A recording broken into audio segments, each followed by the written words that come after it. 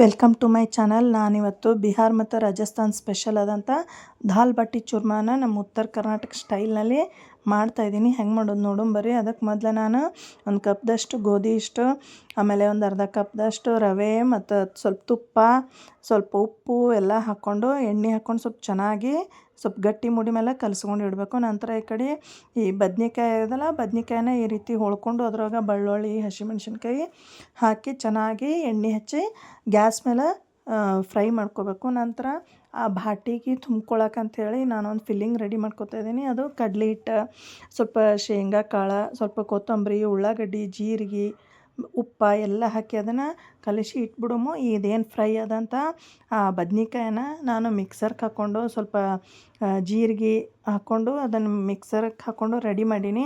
ನಂತರ ಅದಕ್ಕೆ ಸ್ವಲ್ಪ ಉಳ್ಳಾಗಡ್ಡಿ, ಕೊತ್ತಂಬರಿ ಸೊಪ್ಪು ಹಾಕಿ ರೆಡಿ ಮಾಡ್ಕೋಬೇಕು. ನಾನು ಈ ಕಡೆ ಬ್ಯಾಳೆ ಮಾಡಿದ್ದೆ, ತೊಗರಿ ಬೇಳೆದು ಸಪ್ಪನ ಬ್ಯಾಳೆ ಮಾಡೀನಿ. ಅದಕ್ಕೆ ಸ್ವಲ್ಪ ಸಾಸಿವೆ, ಜೀರಿಗೆ, ಹಿಂಗ, ಕೊತ್ತಂಬರಿ ಹಾಕಿ ಒಗ್ಗರಣೆ ಹೊಡೆದೀನಿ.